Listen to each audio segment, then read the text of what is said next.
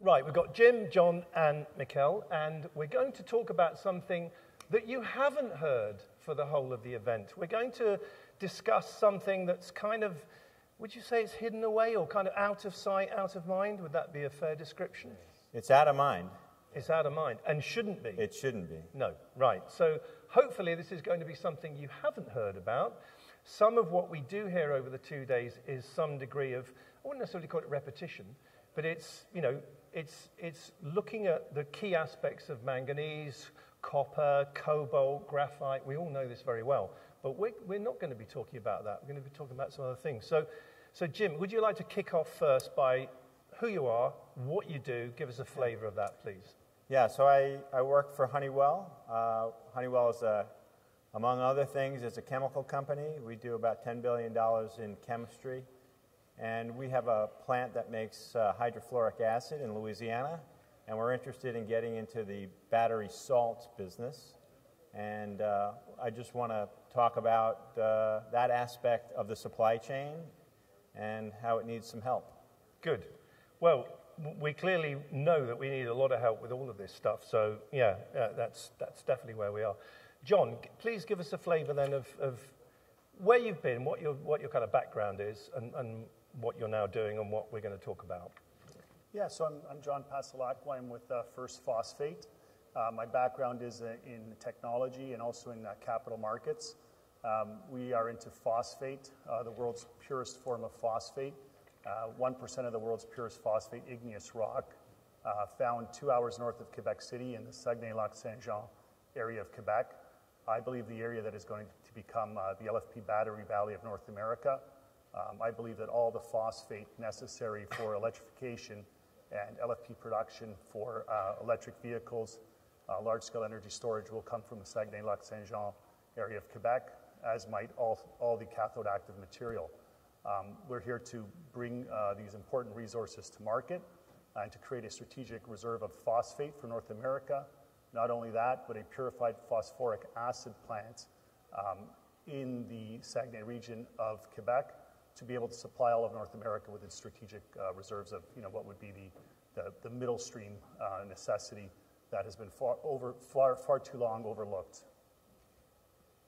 Very good. Thank you. Mickael. Yes, so my background is in physics and chemistry. I have my PhD in the field, but don't call me in on it, please. So, you know, just to jump right in. So Arkema makes materials, adhesives, coatings.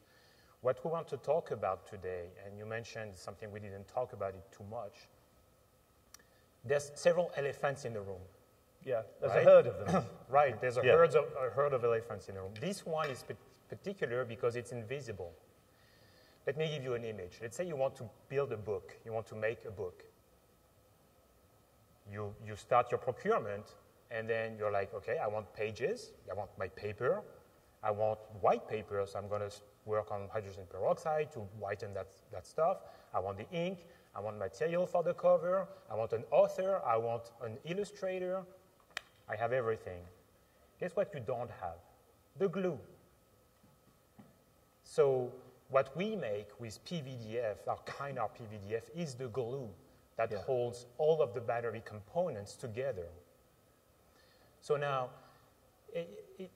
so I'm just laying the stage. I'm going to give some numbers later, but I'm getting, excited about this. Yeah. So, but I'm glad to be in this audience today, because that's exactly what we need. So thank you to Benchmark to give us this. I think we've done a great job in the country, really. To stand up a supply chain that has anode focus, cathode focus, but to get the anode and the cathode to work, we need the electrolyte. We need the salts in the electrolyte. We need the binders. Right. We need the solvents in the electrolyte. Yeah. And we need phosphorus that goes into the electrolyte. So there's a number of pieces that we need. Right. So the idea of this discussion is to avoid the raw materials disconnect. We know a lot of what that's about from the stuff we mentioned before, which gets a lot of press, a lot of attention, and seemingly, here in America at least, good for you guys, a lot of money. But that's not the whole sort of problem solved. So what is it that's around the corner, for example? Well, one thought I had, listening to a lot of what went on yesterday and today, is that in trying to reconcile this imbalance between Asia, Europe and America, but we're in America, so let's talk about that, North America. It's a bit like Apollo 13. You know, Apollo 13 was rescued, bear with me on this, by the way. Apollo 13 was rescued because Gene Kranz, the brilliant leader of the team at NASA, worked on what they had available. Of course he did, because they weren't going to go to the shops and buy anything. They used what they had in front of them. Now, given that we're trying to play so much catch-up with China, and let's be frank, some of that just looks like it's too late, what in the arena of what you're doing have we not reconciled and focused on what we've got to hand here and start to use it better? Yeah, Can you give sure. us a flavor of that? Yeah, so let me jump into battery salts. Yeah. Just please quickly. do. Right, Yeah.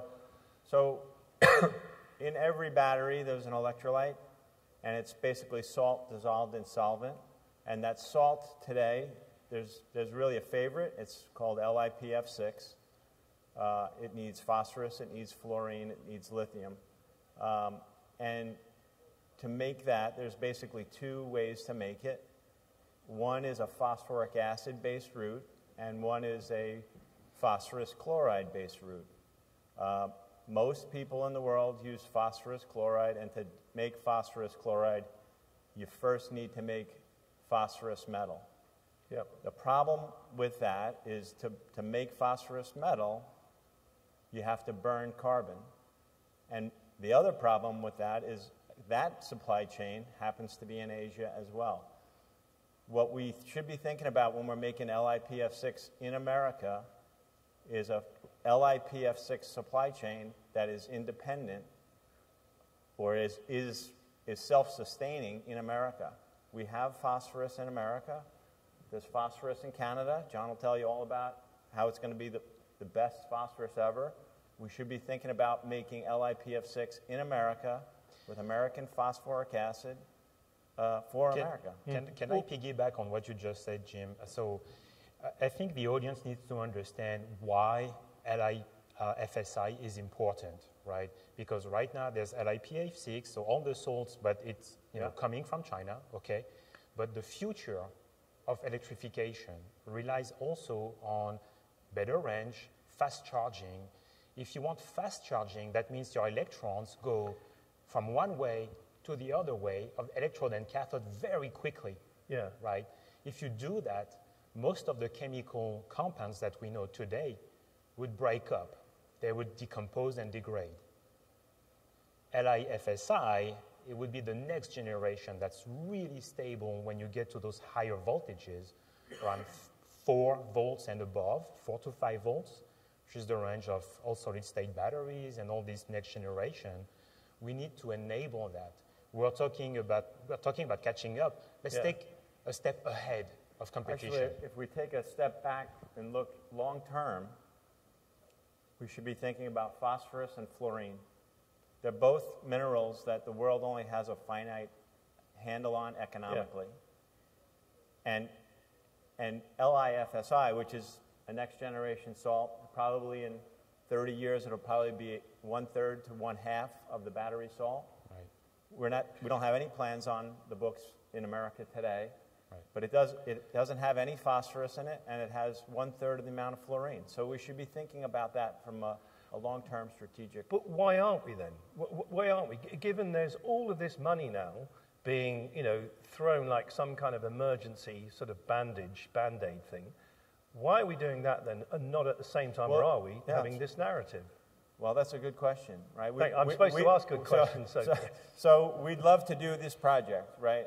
And we want to go do this. We would like permission to bring the best technology and do that job in America. We have technology that we can take a long time and scale it up, or we could go out and do a deal and bring that technology to America and do it quickly.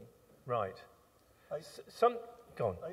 I think also what we need to do in North America that we're not necessarily doing, we're attaching ourselves to minerals and elements, ideas, gigafactories, but we should be looking at products. What is it that we need to manufacture? So we need to manufacture the battery. Okay, well, what do you need for a battery? Is it just lithium? No, right? So it might be lithium, it might be nickel, it might be manganese, it might be some of these, the salts, the glues, the polymers as we're talking, the new chemistries that are coming to market. We should be forming these sort of industry clusters or at least come up with an idea. What do we need? Okay, and then who are the companies that can backfill that, and what's missing? Because obviously we're only as strong as our weakest link. So it's important that that be given shape, and that be given shape at a policy level, I believe. Yes. So just to give numbers about the threat that we are facing. So if we talk now about the binder on the PVDF, so today the total capacity for PVDF in North America is 20 kilotons.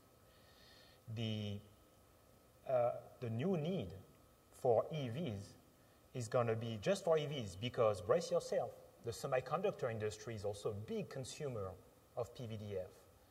So just for EVs, it's going to be an extra 50 kilotons, so a total of 70. So the DOE granted a PVDF manufacturer an award last year, which will add 10 kilotons. So we go from 20 to 30. Yep. That's great. That's a step forward. Let me add some more numbers to you. Okay, so we're going to a terawatt hour per year of battery capacity in America. That requires about 100 KT of salt. We have 0. Okay, we have on the books. There's a DOE plan with Cora to build 10 KT, and that'll be the entire U.S. supply chain. They're the ones that just got the funding, aren't they, today? Yeah. So they're doing great. They're doing. DOE made a choice. They made a choice to select Cora to do the job, and I respect them for that. Yeah. It's not enough, right? We need more. Yeah. On the solvent, I don't make solvent. I'm not in the solvent business. I'll give you the numbers on the solvent. A terawatt of capacity of batteries needs about 700 KT of carbonate solvents. There's 20 in America. Right. I can work that out. That's a bit of a problem. So if we talk about the vacuum effect, right? If we allow this situation to continue, if we say, okay, we are content with having 30 kiloton of the binder here in the US, you know the number that has been given by the new announcements from China?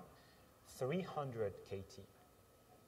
So we are creating, by not addressing the supply here, an absolute vacuum to have this supply coming here, and then we are completely dependent on this supply chain. So can any of you, or all of you, help me understand how we got to this place of such an imbalance between the West and Asia? Over what period of time, and why did it happen? Have we exported the capability and the jobs over a period of time because we didn't want to do it, it wasn't worthwhile, or whatever? How can we, when the world operates the same kind of stuff. Right. We have vehicles, we have heating, we have lighting, we have all of these things. How can you get a situation where it's so out of kilter with this particular arena? Can you help me just grasp how that happened? I can give my opinion on it. Yeah. I think for the longest time, we've exported our inflation over to China. Instead of making products here, we kept getting them cheaper over there, lower interest rates here. Cheaper products from over there. Now, when we reverse that, we're going to be importing a lot of inflation, number one. Number two is what we've also exported is we've exported our environmental regulation over there, or what I call environmental arbitrage. We didn't want to do it in our countries anymore, like even the phosphate plants all over Europe have been shut down. Phosphate plants in Canada have been shut down. It's all been consolidated. And the overflow has gone to the rest of the world, outside of North America, outside of Europe. Now, are they doing these processes better environmentally? No. It's the same thing that we used to do 20 years ago over here. So the net carbon footprint, the negative, is the same. Just our jobs are gone, our infrastructure is gone, and our basic economic, political, and military dependence is gone. So how do we get that back? It's very simple. Yeah, I think that's right, John. I mean, I think we can spend a lot of. There was a similar question this morning. You can spend a lot of time asking how we got here. Chelsea Sexton said that.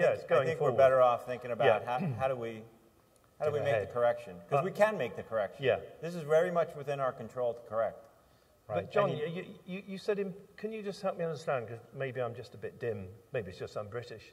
You mentioned importing inflation when you were explaining that. What does that mean? Well, because when you re-import this industry back here, it's going to be probably most likely more expensive. Why? Because you have to follow proper environmental procedures. Right. So there's two ways to do it. You know, anything that's crossing the border into North America and into Europe is going to have some type of environmental tag on it, carbon footprint, whatever you want, or you're just going to have to block the exportation, which is not a solution either, right? You know, John, I think we have a unique opportunity because we're building that supply chain to build it right. And so now what we have been doing, we stopped the mining of fluorospar to make our hydrofluoric acid that results then in PVDF binder, and instead we're using a byproduct, a waste stream from the agricultural industry. Thing, right? Yes, so our partnership with Nutrien allows us to reduce our carbon footprint by 90%. 90% for the raw materials for making HF, hydrofluoric acid. Here's the kicker to what he's doing now. Because he's not using fluorospar, he's innovating on hydrofluoric acid, right? And he doesn't have a critical mineral because he's not using fluorospar. See, this sounds so compelling compared to the epic challenge of, you know, all the stuff we've been talking about. I don't quite understand why it isn't more than up the agenda. I mean, we're here. Well, yeah, you're here, and that's we're good. Here for the rest of the conference. Okay, that's good. No, you are. But I want to come on to partnerships for a second because, you know, what I'm really listening to a lot again over these past 2 days is where, on the one hand, you've got collaboration, and of course you've got competition. We all know competition's good. It drives innovation, keeps people on their toes, all the rest of it. But where does collaboration and partnership stop and competition begin? You know, how do you find a way in which, because it seems to me a lot of what's happened in Asia, particularly in China, is people have collaborated a lot more. Let's be frank, partly because they've been told to. But is there a cultural shift that we need to maybe, you know, it's not just mergers and acquisitions, it's more sharing of, you know, innovation and data for the greater good. I know that sounds like you've still got to be in competition, but how can that work? So I think, you know, when you look at the specific case of binders, the binders are chemistry sensitive. So you cannot say, oh, a lot of people have been saying I'm chemistry agnostic. We are not. We are very chemistry dependent. So it's not because you secure one type of PVDF that you have secured your whole supply chain. And so, because, you know, there's a suspension and emulsion PVDF, so, and they work in different scenarios. So you need both. That's where, you know, we can be seen with our competitors as competing in the field of PVDF binders. The reality is we're going to find our own spaces, but we need to secure all of those spaces, not just say, oh, we invested in PVDF, that's it, we're good. You know, you need to go to the granularity of this. And then, of course, the partnerships are going to form because there's a natural fit to address a particular market segment where we're not competing. We have a common interest. Yeah, okay. I'll tell you one thing that intrigues me. My journey, I'm going to bore you with the whole thing, but certainly with EVs began with a company in 2007 making electric vehicle. And the battery we had, I knew nothing about this stuff. I said, well, what's the battery? I just thought it was a battery. And then the explanation is, no, it's a chemistry. Well, what is it? It's sodium nickel chloride. It's Zebra. And the point I want to make is, one of the things that I think we're not seeing enough of into the commercial market is a focus on application-specific technologies. We talk about EV as a big lump. We talk about energy storage as a big lump. But there are, you know, application-specific chemistries and technologies to deliver on these things.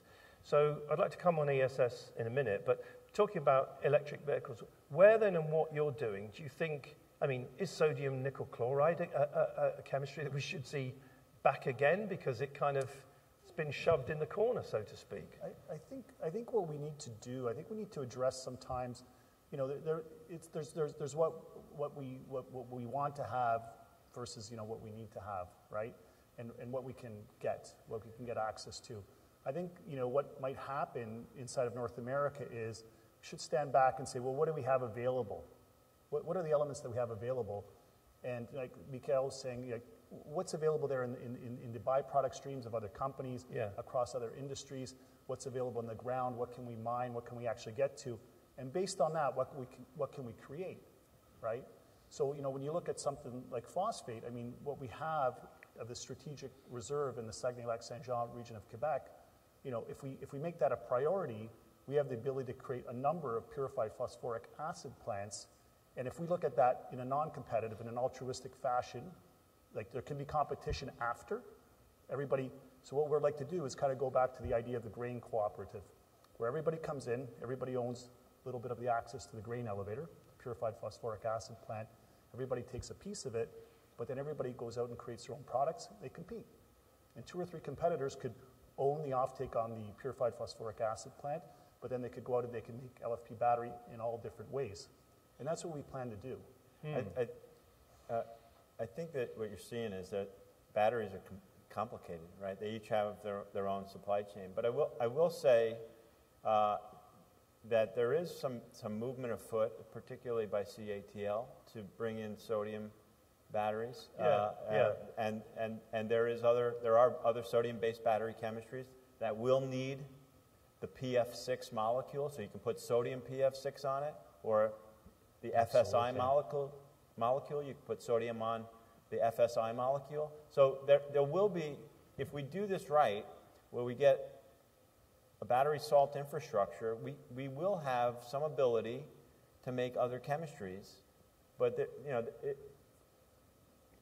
to Mickael's point, chemistry matters, right? Yeah. Right, exactly. I think we underestimate the amount of research. You know how many R&D people we have making cells. I mean, we make PVDF. People may have the impression that, okay, it's like polyethylene. It's really not. There's a lot of R&D that goes into, every time we change, my coworker, she calls it the alphabet soup. So it's NCA, NFC, LFP, every time the binder changes. And so we have to, every time, have an R&D team that looks at, okay, what's the compatibility? And even within LMC, you have one supplier here, one supplier there. We talk about nano LFP. It's all different for the binder. So it's very R&D intensive, and we need to work. And I think that's across the supply chain, the message that really we struggle to carry through is that they need to look down at the very last pieces of the supply chain, because they may think, okay, we have a capacity, but it's not the right stuff. Right. So it is the right stuff, but it's not the whole picture, right? You're building a chain. You've got some very strong links, or some links that are getting very strong. Yeah. And you've got others that are weak. And we need leadership at the country level.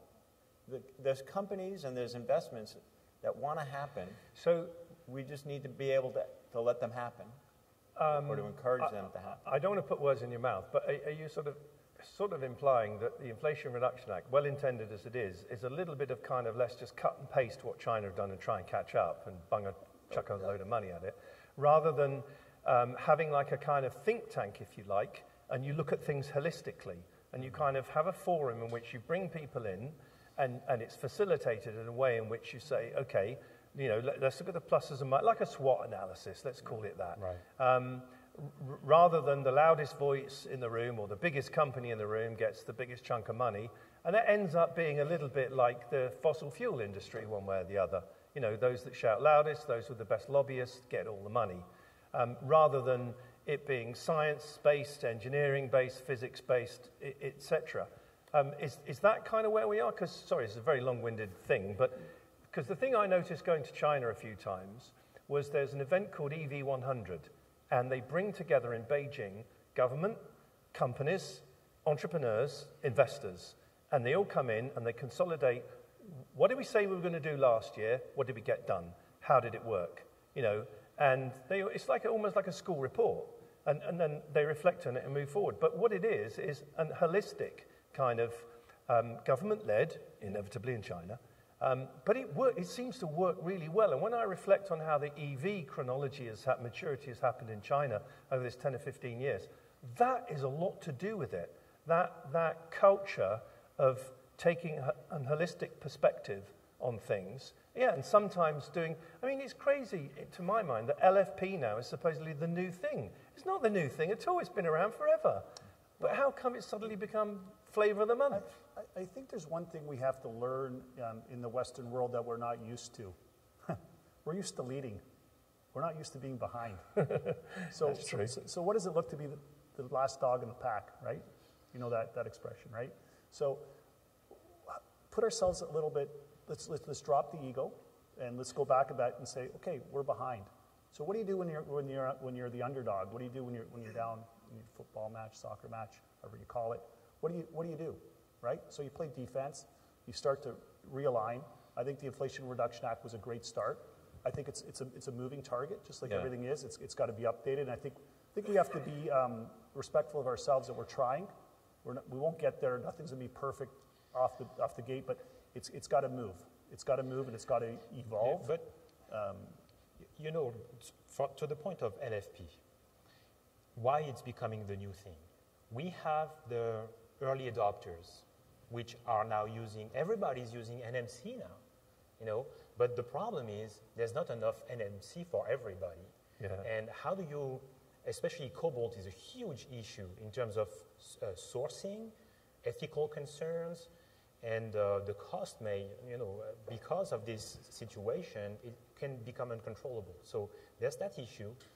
In LFP, lithium, phosphate, iron, look at that. We have everything we need, maybe soon, here. So there's that, and then the adoption, you need a chemistry for the mass adoption of EVs. Now we are addressing the, let's say, $50,000 to $70,000 cars. That's good. How about, not so long ago, I was buying cars that were $20,000, $25,000. So now you need a chemistry that can answer that need. I bought my Nissan Leaf in 2014, right? And I bought it, I had 80 miles of range. I still have 80 miles of range, which is extraordinary, at 10 years later, almost. Is that NMC or NCM? It's NMO. Oh, LMO, yeah. But it's so resilient. Yeah. And so you have something NMC will drop rather quickly. And LFP is very constant. You have also the safety concerns, right? Yeah. Because in NMC, the oxygen is available to fuel fire. In LFP, it's stuck in the structure like in aluminum. So it's much, much safer. Can I just say, you're one of the most enjoyable panels I've ever had, because I haven't really had to do much. You're like talking with each other. It's brilliant, actually. Have we got any questions in the audience? I know we're sort of late on, but are there any burning questions anyone has? We've got a few minutes. Yeah, gentleman in the middle, please, Tom. Thank you very much. If you just say your name, please, and then your question. Hello, my name. Sorry, whack the mic on. Yeah, I think it's on now. Okay. Thank you. Hi, I'm Nicholas from MITRE Corporation. Question for you is around understanding when your product's looking at binder, looking at PF6 for electrolytes. When do the major factories, the major gigafactories, incorporate those products? We hear about how early they make decisions on cathode materials, even the lithium that goes into their cathode materials, and how that affects the end product. When are they making those decisions about which specific electrolyte blend or binder molecule to use? Is there a lag in that is reflecting their lack of focus on these industries? Yeah, so like any automotive component, it would have a qualification cycle, and the question is who owns the warranty, who owns the design of the battery, and it really flows from there. But when they go to put any chemistry into that battery, it has to be essentially qualified. So there is a cycle. It tends to be by model year or model line, and then it's frozen for a while. Yeah, so it's not an easy switch. Any other questions? No, that's good. But listen, well, like I said, thank you so much. I have learned a huge amount in this. I'm not a PhD, you can tell. I'm certainly not a chemist, you can definitely tell in that. But I think in understanding and giving voice to your concerns about having a greater profile for something that we can anticipate as an issue before it becomes too big an issue. Yeah, and I think that's so important. I think you raised a great point. I think we can fix this gap, right? This gap is totally fixable. Yeah. But we need to come together, to your point, in a collaborative way to say, where do we want to be? Yep. What do we want this to look like? Yeah. And how do we get it done? Yeah. Well, can I just finally say before we wrap up, can we give this audience applause for being here right through to the end? So if we can do that first. You are heroes. Thank you very much. And thank you. So I hope that was informative. I really do thank you so much for being here for the final panel. It's a great respect to our speakers. And clearly, if you want to know more, you know who they are and you know where the companies are, and you can follow that all up. But Tom, are you coming up for... Oh, he's hiding. He's creeping up behind me. Yes, very good. So thank you very much. Thank you again. Okay. Cheers, guys.